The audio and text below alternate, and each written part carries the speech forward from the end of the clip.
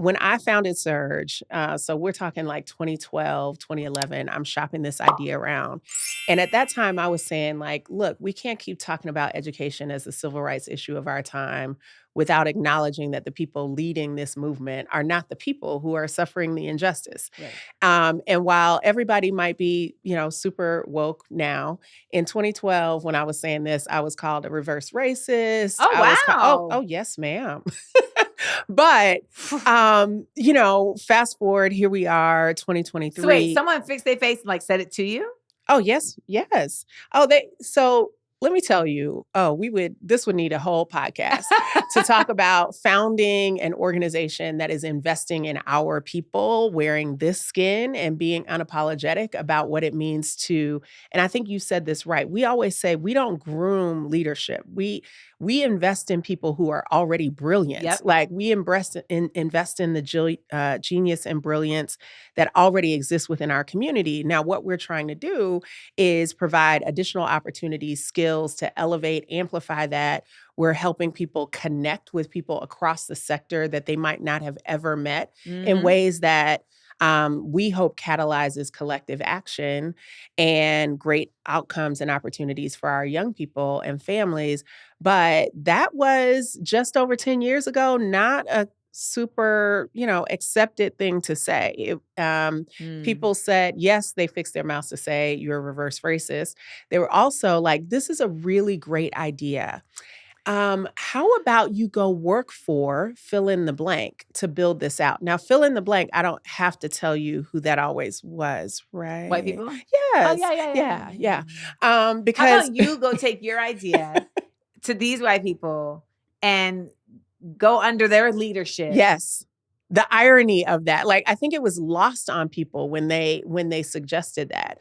But here's the thing. You know what though? People are lost in general. Like I just am, because you're just really realizing like, y'all really don't understand what race is. Like y'all really don't understand like the immensity, like how it fits into everything we're doing. Like it's must be nice.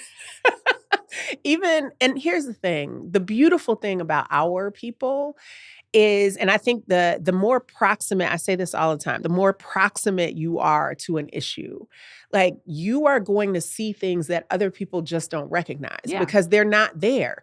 So when you're trying to solve a problem that people don't even recognize exists, on the one hand, you've got an uphill battle to get people to understand why it's important.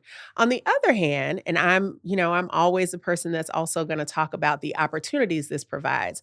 Like you can kill it. Like people had such depressed expectations of what Surge could be because they didn't understand the demand that already existed within our community. I tell folks, particularly folks of color who are starting nonprofit organizations, every one of the first investment checks that we received from large education funders for Surge was a 1-year investment. They were like, oh, I call them nuisance checks. They were like, okay, here you go. Right. Like it's really that's actually what it is. Exactly. Here you go. This Carmita calling us again, because I'm relentless. That's Birmingham, Alabama in me. And every single one of those investments turned into multi-year, in many cases, multi-million-dollar investments. But why? In part because our people showed up. Even before we had a name, I didn't have a brand. I didn't have anything. All I did, and starting in Chicago, was to say, we are seeking educators, people working in the field of education who are folks of color, who know that they actually want to have an outsized impact for our people, but don't have places that are pouring into them. Okay. And with just that, no brand, barely a website, all of this sort of stuff, word of mouth, we had 10 people for every one slot that we had apply for this program. And then just based on that first cohort experience, you had people who came out of that saying, this experience is transcendent. You have actually changed how I see myself. And that allows me to change how I operate in this space. So for us, this isn't just about leadership development. We talk about it as leadership acceleration because what we're doing is head, heart, and spirit work. So tell me a bit about your past in terms of how that allows you to know what you need to pour into folks, right? Because like you said, like your proximity to something is going to be able to inform your ability to identify like what's missing, what is needed. And so like, tell me about like how you got to this point, because when people are saying that I was transcendent that's like a revival. Yeah. And that's why I followed that up by saying we are clear that this is head, heart, and spirit work, which is very different than your run of the mill. Like, let's teach you some finance. Let's teach you some operations. Now you need to know that too. Right. Just be clear, because we don't want you to just get into these positions. We want you to thrive and be able to shake some stuff up and change systems. But you can't grasp that if you're still holding on to limiting beliefs about who you are and whose you are. Right. So for me, this is deeply personal work. I mentioned earlier to you, I'm originally from Birmingham, Alabama. Yep. Birmingham raised me. And I say that, and people who are from Birmingham or other cities and places like that, I had a very Black experience. Yes.